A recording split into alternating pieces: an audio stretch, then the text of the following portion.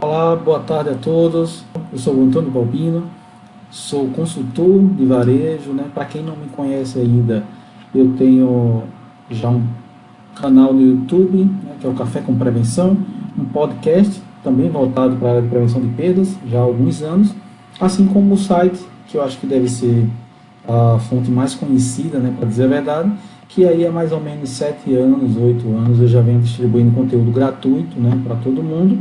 E agora, recentemente, com a nossa consultoria, que é a Prevent Talk, né, que a gente atende aí, principalmente os estados do Nordeste, tá bom? É um prazer agradecer primeiramente aqui a Gundebo, né, a minha parceria com a Gundebo, e quero que vocês aproveitem bastante o conteúdo que vamos falar aqui hoje, tanto eu como a minha colega Vanessa, tá bom, gente? Então, eu trouxe aqui para vocês, primeiramente, um slide aqui, justamente para exemplificar um pouquinho do cenário atual da área de prevenção de perdas, tá? Um benchmark aí de alguns números.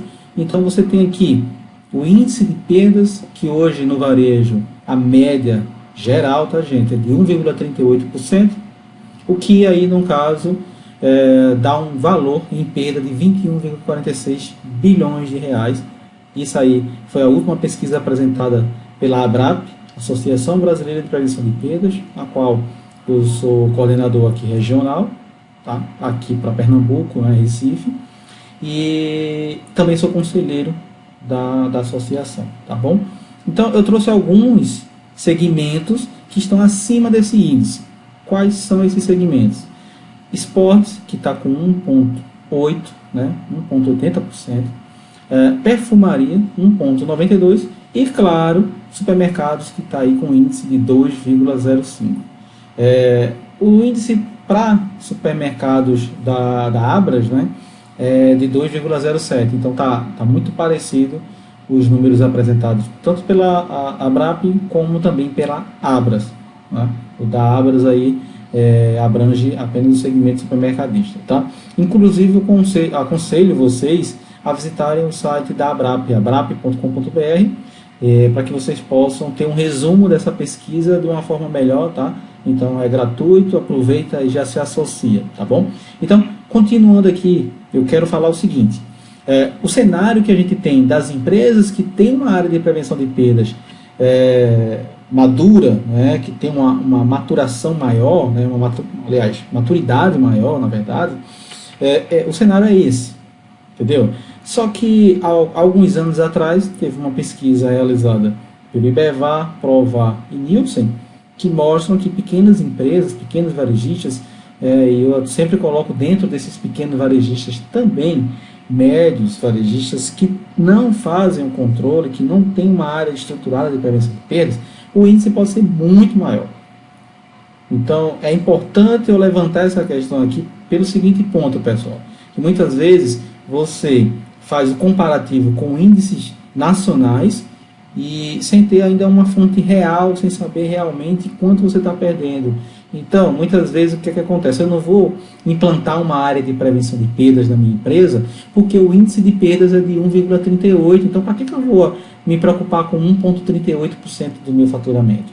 Então, muitos não entendem que esse 1,38% é de empresas com alto nível de maturidade. Então, são empresas que há bastante tempo têm uma área de prevenção de perdas, são empresas que têm uma boa gestão de estoque, enfim, está com um nível acima da média nacional, entendeu? São empresas que participam das nossas pesquisas, então, em termos de faturamento, tem uma participação significativa, tá, sobre o faturamento do varejo, né?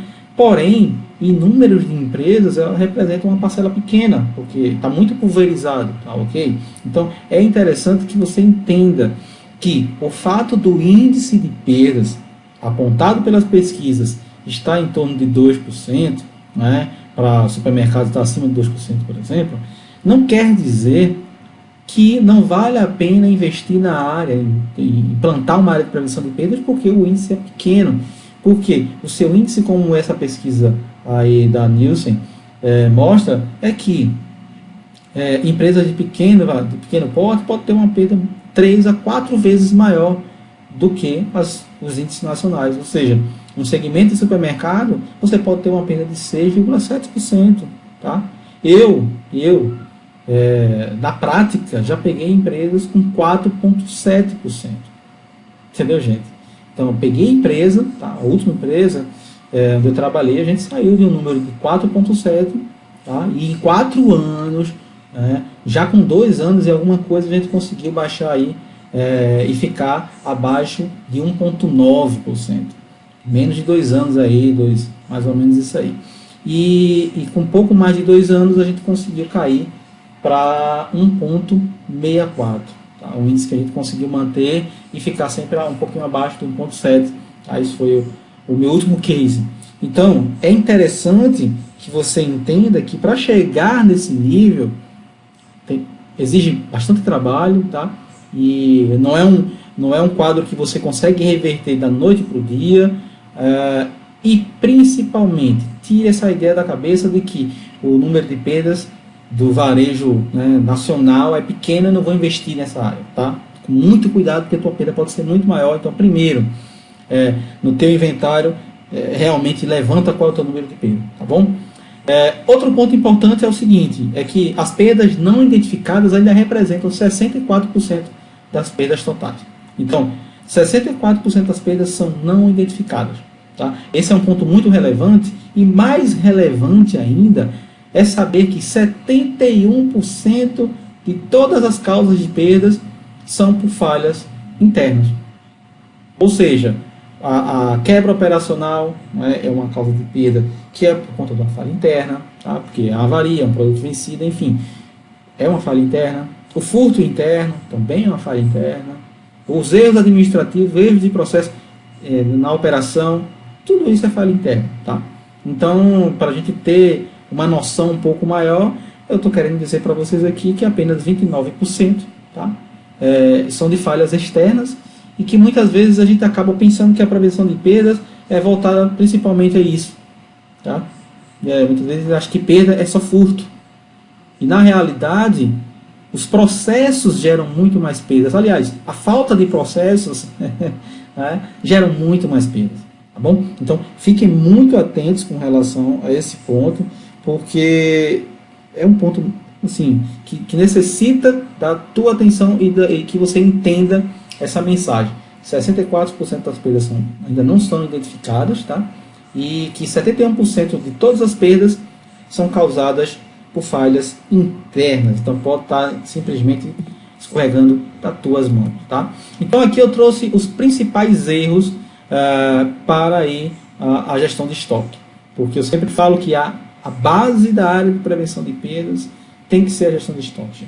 Tá? Eu sempre digo que você pode ter uma área de gestão de estoque e não ter a prevenção de perdas, mas você não pode ter prevenção de perdas sem uma área de gestão de estoque.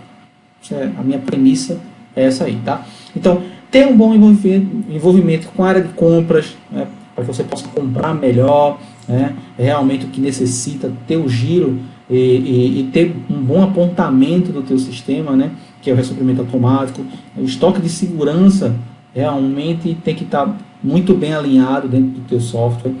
Tá? E aí, justamente esse software tem que te dar as ferramentas necessárias. Ele não pode ser um software que você ainda não fez testes e não viu se realmente ele é aderente às tuas necessidades, porque não quer dizer que o varejista X, que tem 100 lojas, utiliza a ferramenta tal, eu com 10, 20 lojas, a ferramenta dele seria a melhor solução para mim.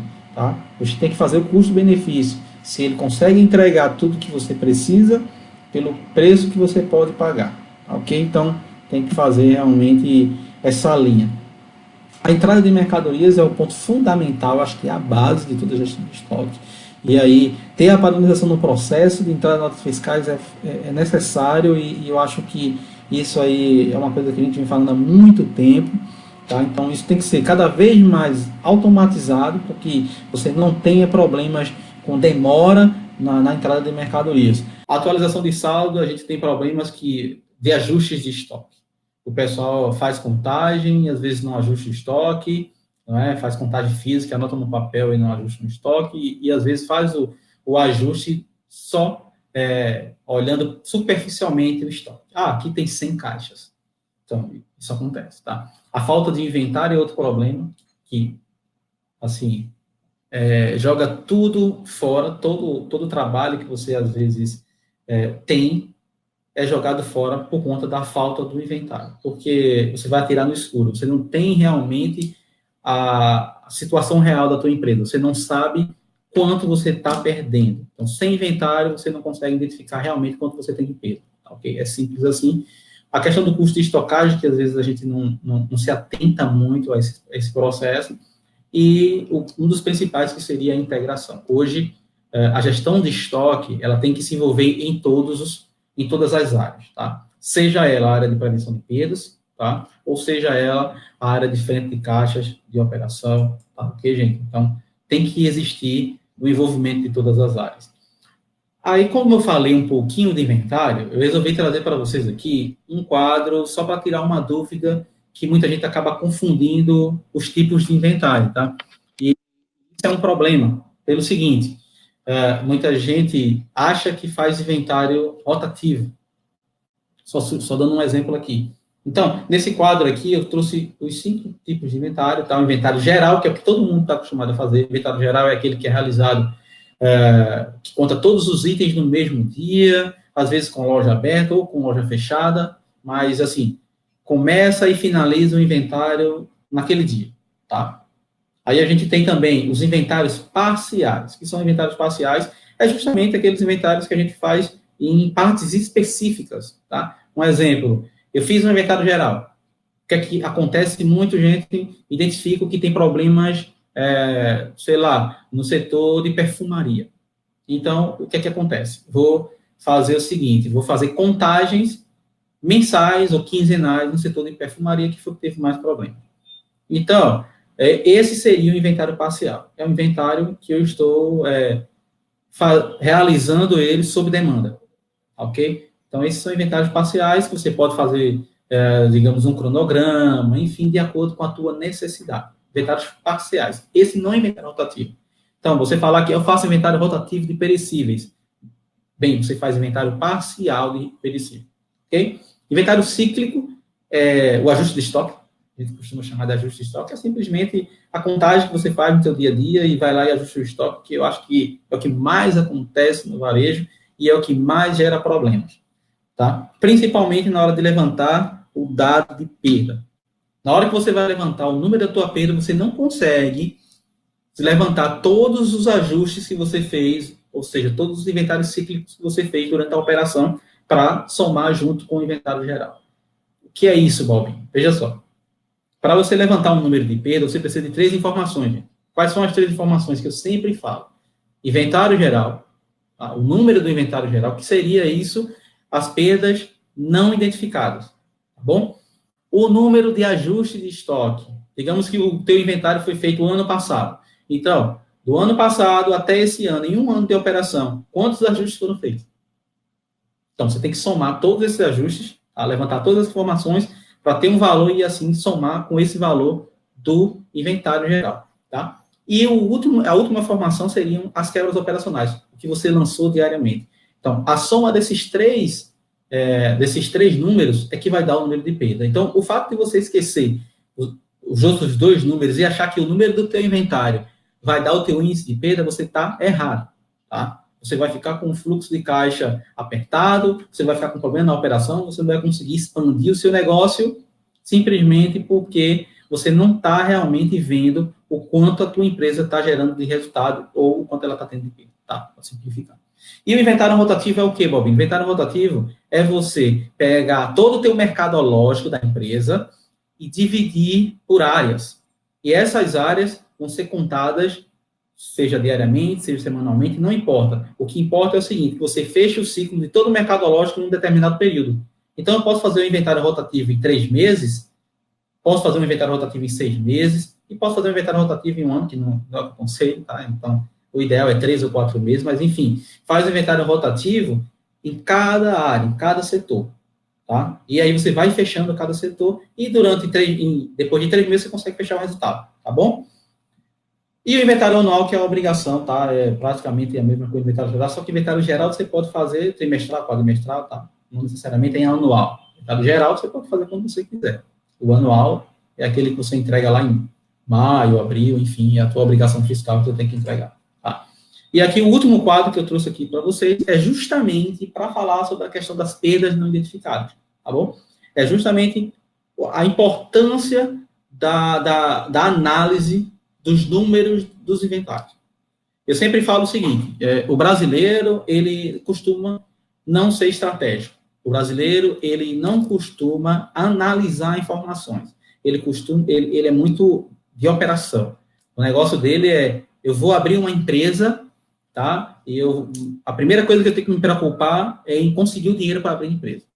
Ele não se preocupa com análise estratégica de onde ele vai abrir essa empresa, concorrência, quais os produtos que ele deveria ter nessa empresa, né, quem ele deveria contratar, quais são os especialistas, enfim, ele não se preocupa com a parte estratégica, tá? Então, esse é um dos grandes problemas. O brasileiro, ele analisa pouco, ele é pouco estratégico. Isso é em qualquer segmento, tá, gente? Isso não é algo específico do varejo. Tá? A indústria aí passou alguns anos agora com grandes mudanças, justamente por conta dessa necessidade, tá? Porque essa visão tem que ser mais estratégica. E eu acho que o varejista, alguns, né, já mudou um pouquinho essa visão, mas a grande maioria ainda não entrou nessa onda aí, ok? Então, seguinte, aqui a gente tem inventário anual, inventário semestral, inventário trimestral e inventário rotativo. Então, os inventários anuais, semestrais e trimestrais são todos gerais.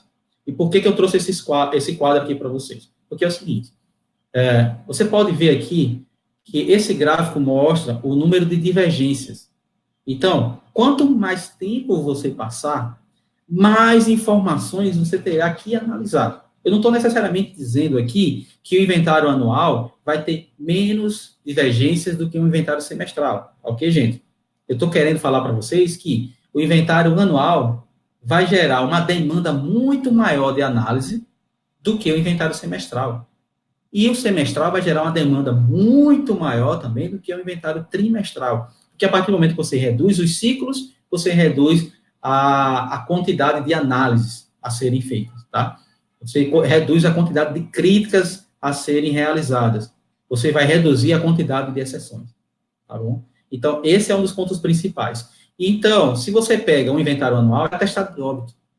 Se você passa um ano e realiza um inventário e aí você viu que está faltando um caminhão de aparelho de barbear. Estou dando só um exemplo, tá? Então, o que adianta? Você vai levantar as informações de um ano aqui para que você consiga identificar o que foi que ocasionou aquela perda, tá? Seja ela qual for, tá?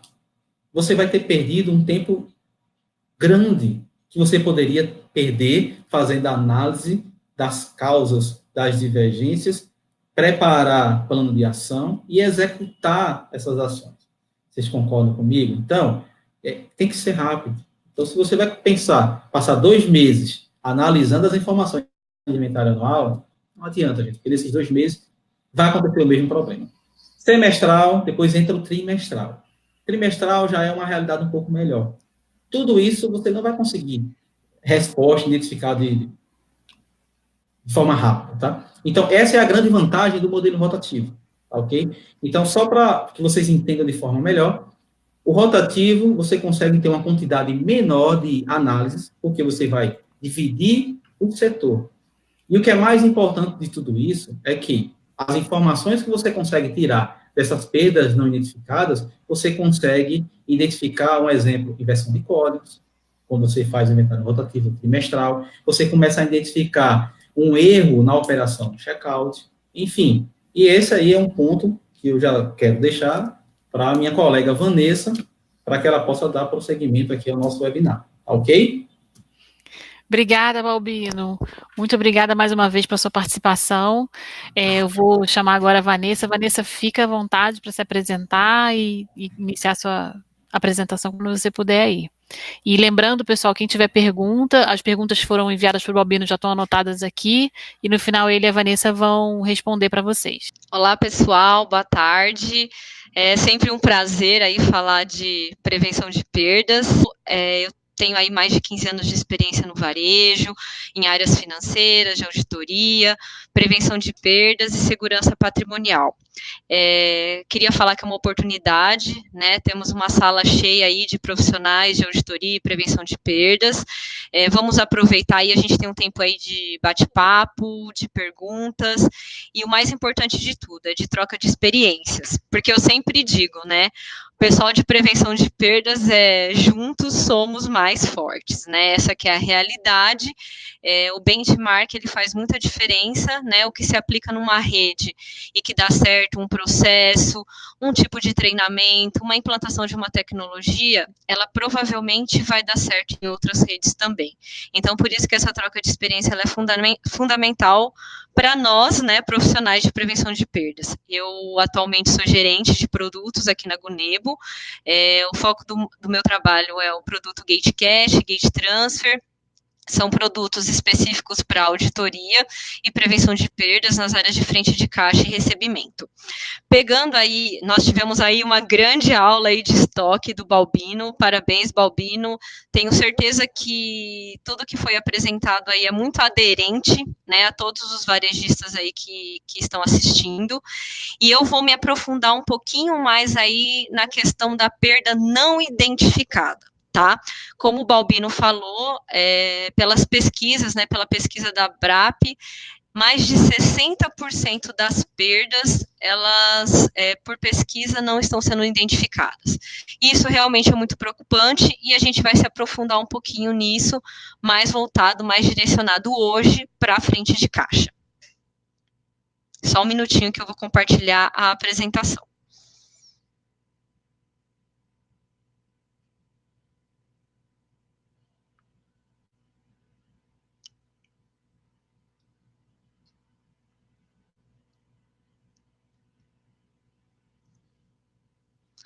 Bom, vamos falar aí um pouquinho.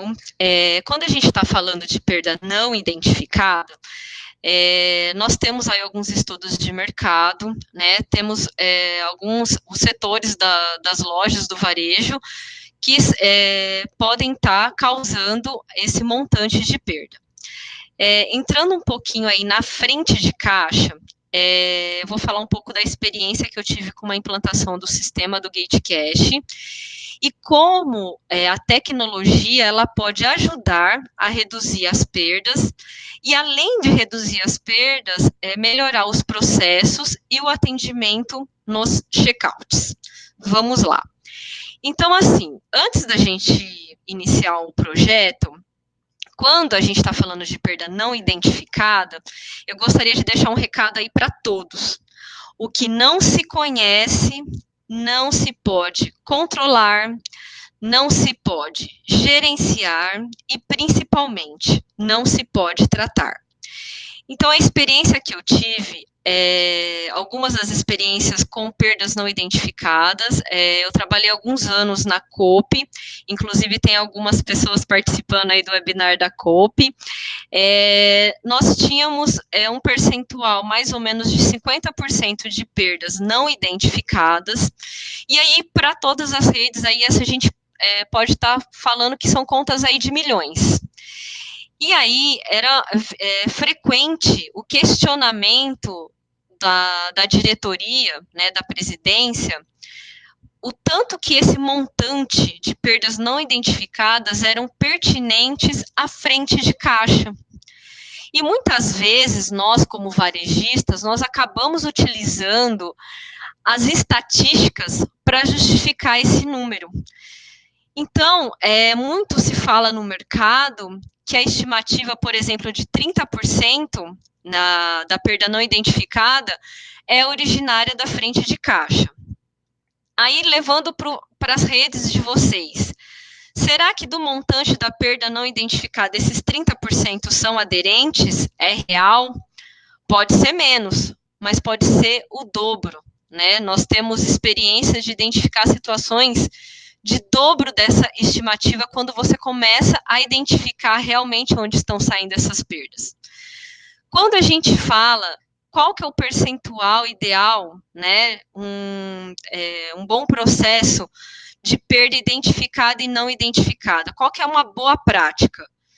Geralmente se fala que 70% para perda identificada e 30% para perda não identificada.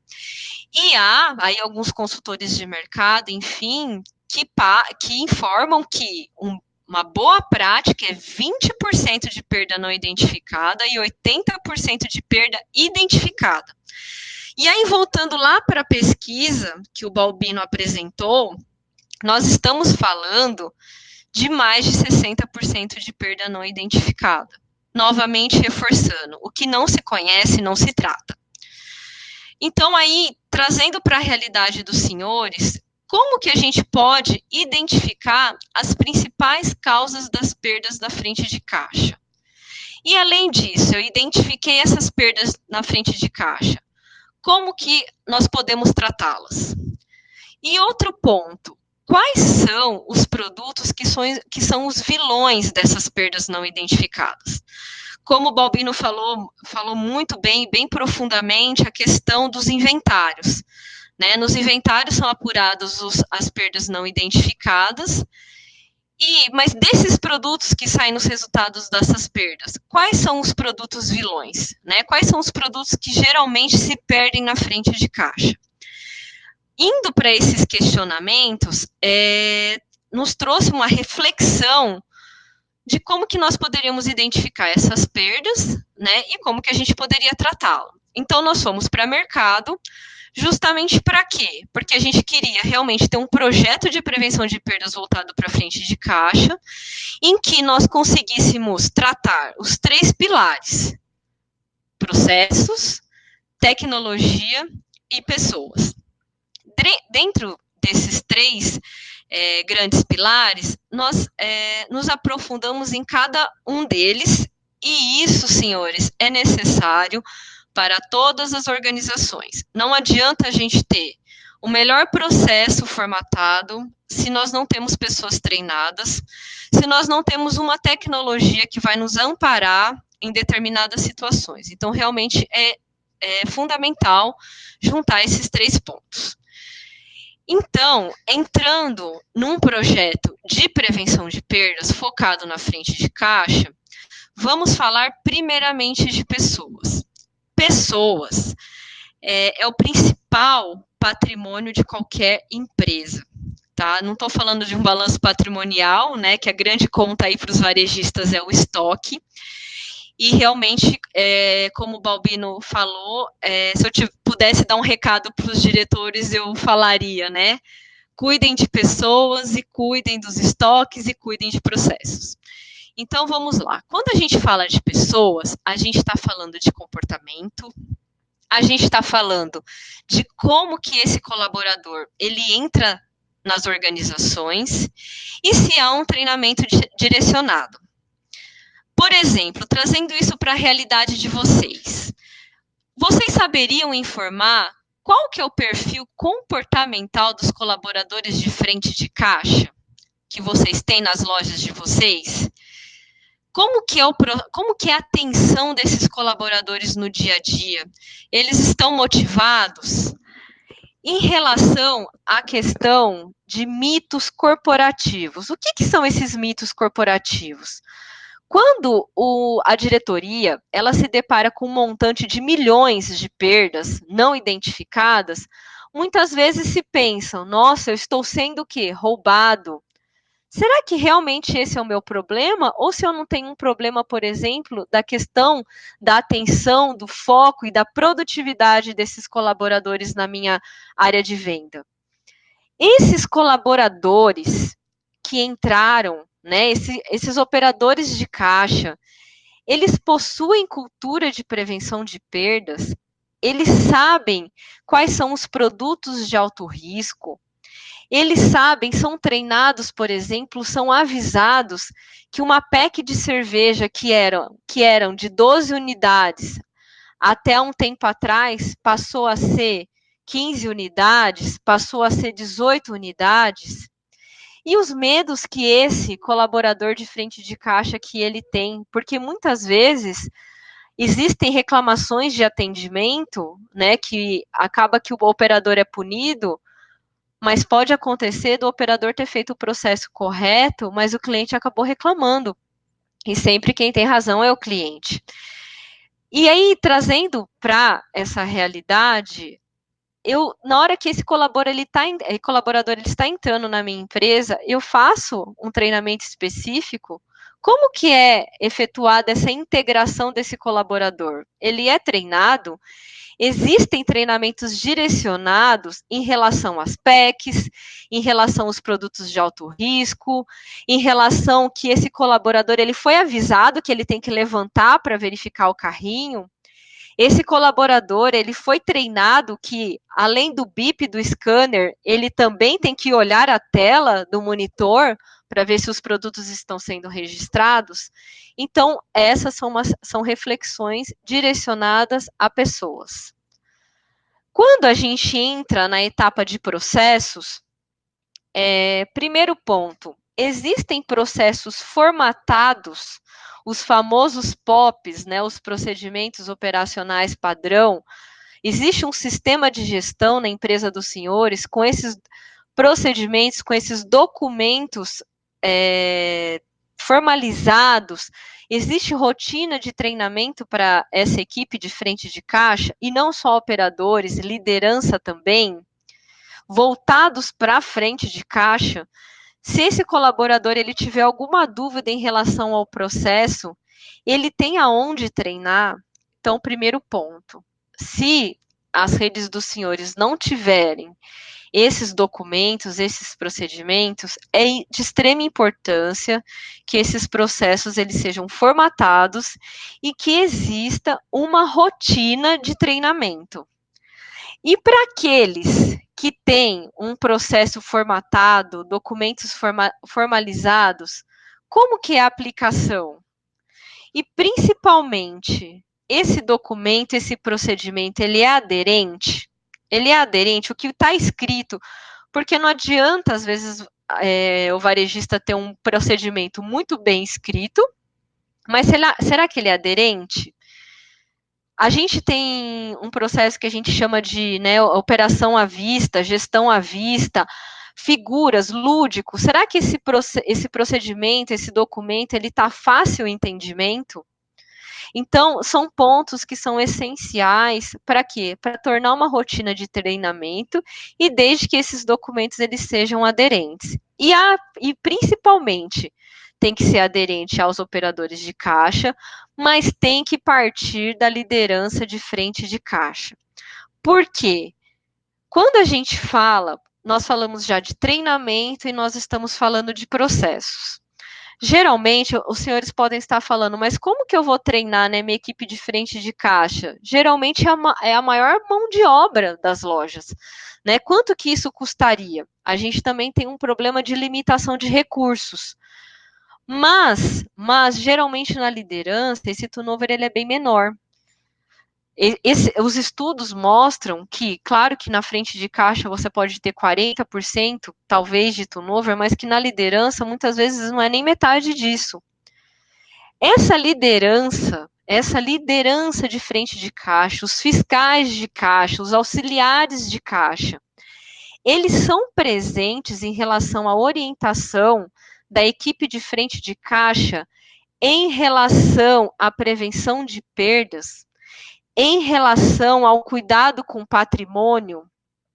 Essas perguntas eu estou falando porque, como eu falei, esses pontos que nós estamos comentando é o que? São pontos de reflexão para um projeto de prevenção de perdas na frente de caixa. Então, trazendo para a realidade de vocês, como que está o treinamento dessas equipes? Existem conversas semanais mostrando quais são os principais problemas que estão acontecendo para os produtos estarem passando sem registro, por exemplo? Será que todos os teclados da loja estão funcionando? O número 2, por exemplo? Mas por que o número 2? Porque se eu precisar multiplicar por 12, a tecla número 2 ela é fundamental. Será que o scanner, mesmo dando bip, será que ele está subindo essa informação para o cupom fiscal? Ok? Então, indo nessa direção, o que nós precisamos? Identificar quais são esses problemas. Poder identificar para tratar e controlar. E como que eu posso identificar? Através da tecnologia. A tecnologia, ela vem para auxiliar os varejistas no sentido do identificar a causa da perda e poder atrelar os processos e as pessoas. Então, primeiro ponto, existem câmeras por PDV nas suas lojas? Se existe, eu tenho câmera por PDV, existe alguma tecnologia de frente de caixa direcionada à prevenção de perdas? Porque muitas vezes o varejista ele se depara com várias câmeras no CFTV, por exemplo. Só que será que essa equipe de monitoramento ela consegue verificar o que está acontecendo PDV a PDV?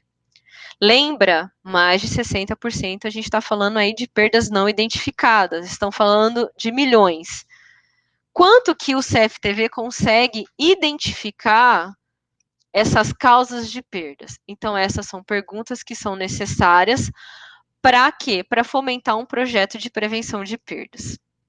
Então, eu vou passar aqui para os senhores alguns vídeos de eventos que são identificados, né, com um sistema de monitoramento, inteligente na frente de caixa. Vamos lá. O primeiro é o alerta automático. Esse alerta automático, vocês estão vendo aí na tela um vídeo. Vão passar agora duas bebidas lácteas e a partir daí nenhum dos produtos estão sendo registrados. O que isso quer dizer? Um sistema inteligente, por exemplo, o Gate Cache, ele dá o alerta do possível não registro. E aí vocês estão vendo que ele deu esse alerta porque todos esses produtos que estão passando e que estão aparecendo as descrições não estão sendo registrados. Como vocês podem ver, o próximo produto que vai ser registrado é um Veja. Ele ainda nem apareceu na esteira. Ou seja, só nesse cupom fiscal, nós identificamos uma perda de R$ 109,80.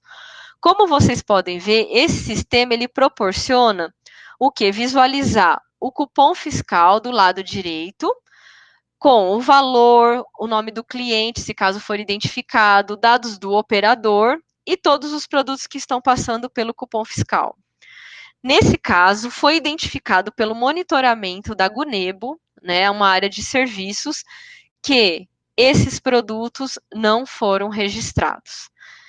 Importante, neste caso, o scanner ele estava dando o bip, porém, não estavam subindo as informações para o cupom fiscal. Tá? Então, é esse um dos exemplos que eu tenho aí, provavelmente, um erro de tecnologia e um erro de processo. Né? Não dá para verificar, mas a operadora, em nenhum momento, ela olha o monitor, né, do caixa. Aí eu pergunto para os senhores, é comum a operadora olhar ou não olhar? Né? Infelizmente, pela experiência que nós temos, muitas vezes essa operadora de caixa, ela não olha o monitor. Agora passa o Veja, a partir do Veja, o produto começa a ser registrado. Um outro exemplo que eu vou estar passando agora é a questão de produtos que passam no carrinho sem registro. Nesse caso, nós parametrizamos uma consulta de compras acima de R$ 300 com apenas 1 litro de leite. Como vocês viram, o cliente passa até de uma forma rápida o carrinho com a caixa de leite. Bom, já foi aí de grátis, né, que eu costumo dizer, 11 unidades de leite. Uma outra situação muito comum, como eu já falei, será que as operadoras de caixa são treinadas em relação às packs de cerveja?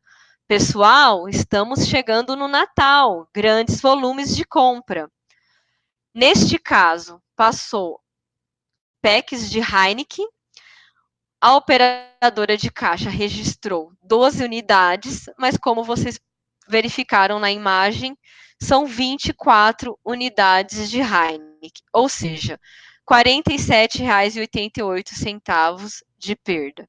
Mais uma vez, estamos chegando no final do ano, compras grandes de volumes de cerveja. Ponto de atenção.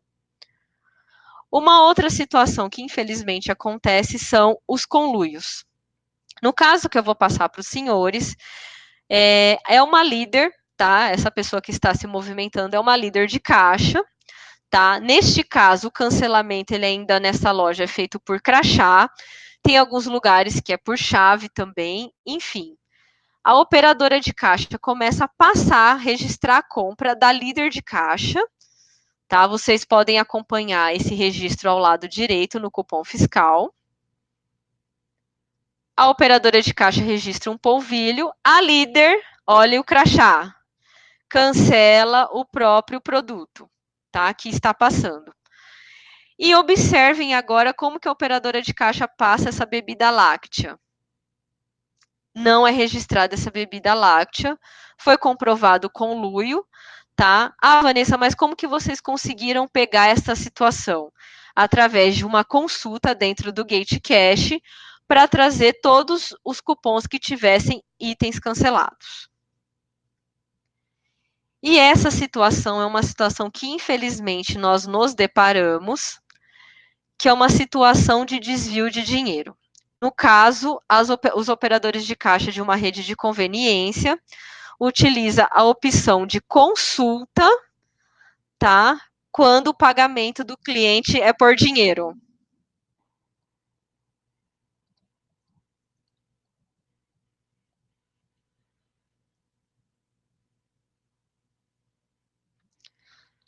Vocês podem perceber que já está sendo utilizada a opção de consulta para alguns tipos de bebida, de cachaça.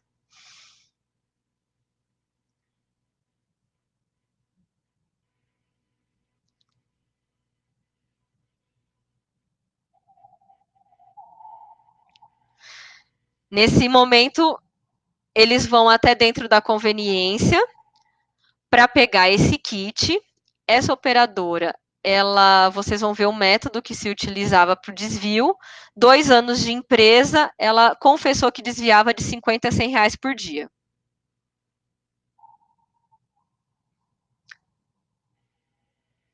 Olhem a calculadora.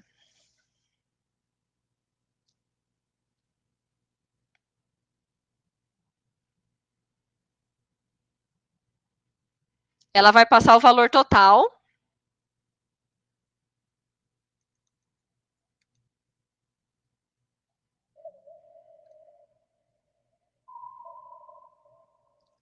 Senhores, ficou claro para todos? Ela passa o valor de R$ 141,20 para um pagamento em dinheiro. Como vocês podem observar no cupom do lado direito, o valor total, né, dessa compra, na verdade, que é uma conveniência, foi de R$ 16,40. Não dá diferença no caixa. A diferença, ela só vai ser identificada se caso houver rotina de inventário. E para identificar esse tipo de situação, apenas a tecnologia para auxiliar, no caso, essa rede de conveniência. Neste caso, era uma quadrilha, foram em torno de 8 pessoas mandadas embora por justa causa, e só a economia com demissão foi em torno de R$ 50 mil.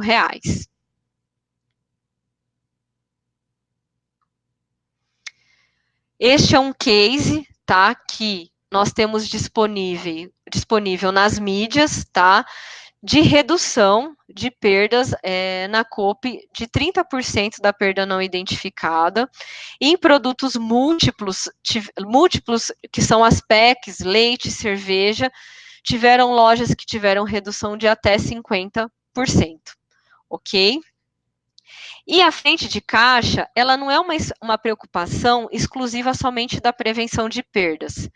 Ela é uma preocupação do marketing, por quê? Para melhorar a experiência de compra, né? Como que está sendo esse atendimento?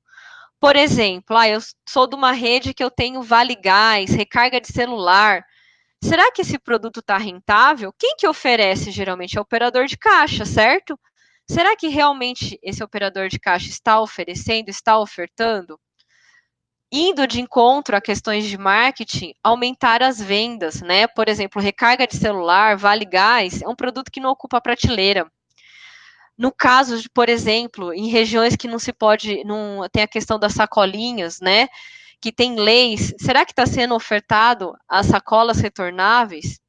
E a operação, agilidade e eficiência nos processos, melhorando o atendimento, né? E com certeza mais atenção no processo de frente de caixa, com passagem de carrinho, verificação desses carrinhos, o operador olhando a tela, enfim, realmente trazendo para a frente de caixa, para a liderança de caixa, uma cultura de prevenção de perdas. Agora eu vou estar passando para a Fernanda, que vai dar continuidade na etapa aí de perguntas e respostas. Balbino e Vanessa, mais uma vez, obrigada a vocês dois pela aula, né, que a gente teve aqui com os dois. Eu tenho algumas perguntas aqui, vamos ver se vocês conseguem responder. A primeira pergunta é do Lucas Maldonado, ele perguntou para o Balbino, né, quando ele estava apresentando os índices, se você tem média de perdas na área de atacarejo. Sim, o atacarejo está com média de 0,99, tá? Segundo a própria pesquisa da Abrap. Balbino, para inventários rotativos dos setores não perecíveis, na sua opinião, qual o melhor tempo de um ciclo para haver um bom controle de estoque? Da Ana Carolina. Bem, boa pergunta da Ana, tá? Eu acho que o ponto fundamental é você ter números de informações do último inventário. Então, é o seguinte, para você planejar ciclos de inventários de perecíveis, de outras áreas que são críticas, você precisa primeiro ter a indicação do número. Por quê? Às vezes, o que o mercado mostra não é a sua realidade. Às vezes, um exemplo, uma região pode ter uma quebra alta de um segmento e na tua região não. Então, a primeira informação base é você levantar o que mais está impactando no teu resultado de perdas no teu inventário. E aí você vai criar o seguinte, você vai criar um cronograma, tá? Para que você possa atacar os itens que teve a maior divergência. Vou dar um exemplo simples, tá? Na minha realidade, eu já peguei lojas onde ela tinha mais ou menos 6 a 7 mil SKUs, e o que aconteceu? Quando a gente fez o inventário, identificamos que aproximadamente 79 itens respondiam por quase 90% das perdas. Então, assim, menos de 100 itens respondiam por quase 90% das perdas. Tá? E o que a gente fez? A gente pegou esses itens e fez um cronograma da seguinte forma. Diariamente, a gente contava alguns desses itens, ou seja, por dia, no máximo, 10 itens. Então, o ideal é 5, tá? Porque você consegue contar esses itens e analisar se teve alguma divergência. Outro ponto importante é que o ciclo não pode demorar mais de 15 dias e a quantidade total de produtos não pode passar de 100 produtos, tá ok? Então, aí você vai atacar realmente o teu calo.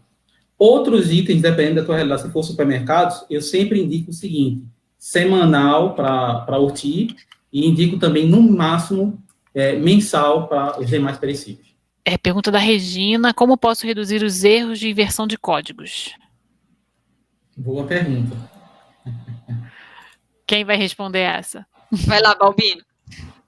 É interessante, assim, esse é um dos principais gargalos aí da parte de checkout, né? Então, assim, os erros de inversão passa por, basicamente, o que Vanessa falou lá na apresentação dela, tá? E fantástica a apresentação, e ela sintetizou muito bem a importância das pessoas, né? Então, se você não tem uma pessoa bem preparada e, acima de tudo, entendendo a importância do papel dela dentro da empresa, eu acho que você investir só em processo, ou também na tecnologia, sem esse envolvimento das pessoas, eu acho que vai ter problemas. Por quê? Ela tem que entender que uma inversão de código vai gerar um problema na área de compras, vai gerar um problema na parte de estoque, vai gerar um problema na área contábil, vai gerar um problema também na parte fiscal, enfim, ela tem que entender o papel dela dentro da empresa. Então, você primeiro tem que integrar o operador, tá? Para só depois você conseguir formalizar esses processos e com a ajuda da tecnologia. Eu acho que esse é um dos pontos. Acho que a Vanessa poderia agregar até mais alguns. Não, eu acho que está perfeita nessa linha mesmo, realmente se aprofundar nos pontos do tecnologia, processos e pessoas. Legal. Tenho mais uma pergunta aqui do Lucas. O que vocês aconselham? Bloquear a multiplicação de produtos no PDV, realizar a pesagem dos produtos do hortifruti no próprio hortifruti, ao invés de pesar no PDV? Balbino, vou falar aqui dos múltiplos, né? O mundo perfeito é que as PECs sejam registradas pelo código da PEC, né? E que esse registro já baixe do estoque a quantidade que vem na própria PEC. Esse é o mundo perfeito. O que nós identificamos é que, assim, diariamente tem novos cadastros. E às vezes acaba passando essa situação. Então, é uma orientação que a prevenção de perdas tem que estar alinhada com o cadastro da empresa também, e até exigir esse tipo de cadastro, tá? Às vezes, o operador de caixa, ele não sabe que tem diferença entre o código do produto da PEC com o código que vem na própria PEC. Por isso que é importante as reuniões semanais com a liderança de frente de caixa para estar orientando essas situações. Tá? Em relação aos perecíveis, na verdade não importa se for na retaguarda ou no caixa. A equipe tem que estar bem treinada em relação à codificação dos produtos. É isso. Balbino, não sei se você tem algo a acrescentar. Na verdade, não. Eu acho que muita gente pensa que o fato de você não permitir múltiplo vai resolver o problema. Mas é algo totalmente diferente. O fato de você bloquear o múltiplo não quer dizer que você vai resolver esse tipo de problema. Porque tem o subescaneamento, tá, gente? Então, você tem que entender que, de alguma forma, vai existir sempre alguma brecha, tá? Legal. Eu não sei se é mais uma pergunta ou se é um comentário aqui do Francisco, que são 2 comentários. Primeiro, ele falou que as câmeras eu tenho, mas não sei como fazer para focar mais na detecção de possíveis erros de funcionários. Aí depois ele comentou, eu percebi que é necessário monitoramento, mas se eu não tiver, ainda tem outra opção? Vanessa, pode responder? Então, na verdade, só o monitoramento, às vezes ele não consegue identificar as vulnerabilidades, tá? Por isso que existem tecnologias como a do GateCache, que eu acabei de passar, que são tecnologias inteligentes de frente de caixa. Você consegue colocar, por exemplo, filtros para verificar operações de cancelamento, operações de consulta, consegue formatar que compras acima de R$150 com apenas uma unidade de cerveja é um pouco atípico. Então, um sistema inteligente, ele proporciona você fazer filtros, por exemplo, de descontos, que você vai trazer ao seu monitoramento às câmeras, um formato inteligente, e o que o Balbino falou, nós somos pouco estratégicos. Aí a gente vai trazer para um âmbito estratégico o monitoramento da frente de caixa. Mas para a gente encerrar, a gente já está chegando no fim do nosso tempo, vou colocar mais uma pergunta do Lucas. Antônio, diretamente para o Balbino. Dos 5 inventários, qual o mais utilizado e eficaz na sua opinião? Outra coisa, o ideal é usar apenas um ou mais? O mais utilizado é o inventário geral. Porém, eu aconselho sempre o pessoal a utilizar o inventário geral junto com inventários parciais. Ou, se tiver como utilizar inventário rotativo. O inventário rotativo eu acho que é a melhor prática. Por quê? Você não precisa contar todos os itens da loja. Na maioria das vezes você consegue fazer durante uma operação noturna sem precisar fechar a loja. E você consegue ter análises menores, porque a quantidade de produtos que você vai contar diariamente são menores, você consegue ter uma análise melhor. Porque, assim, gente, o mais importante do inventário não é você simplesmente ajustar o estoque. O mais importante é você ajustar o estoque e analisar as informações. Porque o que ele vai te trazer de informação é fundamental. Se você vai fazer inventário geral, eu aconselho que seja, no máximo, tá? No máximo, quadrimestral. Então, o máximo é isso aí. O ideal é trimestral. Junto com esse inventário trimestral, o que é que você pode fazer, Lucas? Você vai identificar os itens que precisam ter uma redução nesse tempo. Então, são produtos que têm ou perecibilidade alta, tá? Alta quebra, no caso, produtos frios, congelados, esse tipo de coisa, ou produtos que têm fraudes, você identificou que teve muita perda não identificada. Então, esses itens você reduz e contam a ele no máximo quinzenalmente. Essa é a melhor prática, tá bom? Legal, Balbino. Tem mais uma pergunta aqui para você da Fabiana. Balbino, no mercado, qual o melhor indicador para medir a acuracidade dos inventários? Boa pergunta. Então, A acurácia hoje, mundial, a média mundial é 72%. Não, 70%, aliás. 72% é outra coisa. 70%.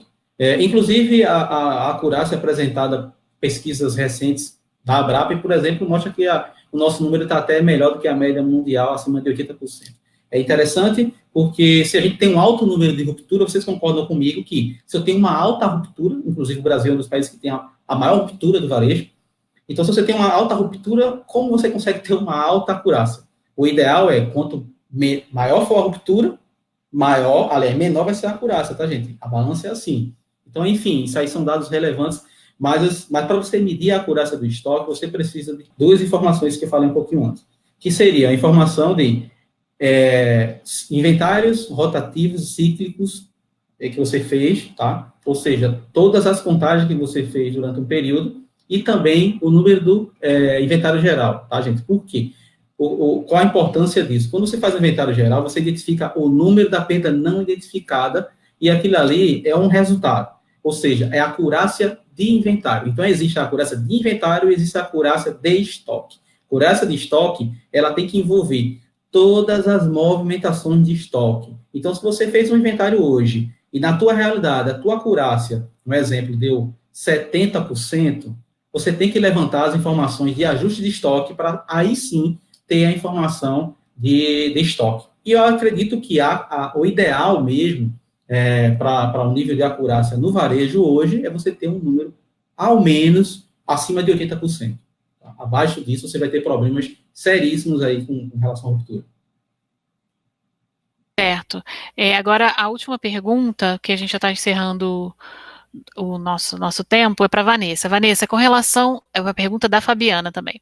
Com relação ao self-checkout e autoatendimento, existem filtros utilizados para auxiliar nas auditorias?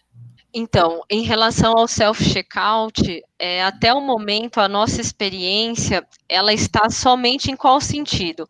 Verificar como estão sendo as aprovações quando existe o travamento, né, no self-checkout, quando há a liberação daquele operador de caixa que fica na região do self-checkout, se realmente está sendo conferido ou não, né? Então, simplesmente vai lá e acaba liberando sem fazer a conferência, se realmente há uma conferência do porquê do travamento, né? Nesse momento, nós só temos essa experiência para self-checkout. É algo que ainda está entrando, né? Nós estamos já monitorando rede, inclusive na Gunebo, que tem self-checkout, mas a nossa experiência está nesse sentido. Realmente é um erro de processo e que pode levar até uma fraude, tá? É isso. A gente já estourou um pouquinho o tempo que a gente tinha previsto, então a gente vai encerrando. Quem tiver mais perguntas, vocês todos receberam o meu e-mail com os links do webinar, vocês podem responder naquele e-mail por mais perguntas ou com sugestões de um próximo tema para um próximo webinar. Eu queria mais alguma vez agradecer ao Balbino, tá falando lá diretamente de Recife com a gente, pela disponibilidade, pela aula que deu. Agradecer minha colega aqui da Guneba, Vanessa. Eu que agradeço. E eu queria agradecer a vocês, principalmente por ter participado, e a gente vai se falando. Eu vou mandar para vocês o link da gravação e fiquem à vontade para mandar perguntas e mandar próximos temas. Obrigada a todo mundo mais uma vez. Obrigado e até a próxima. Obrigada. Valeu, pessoal.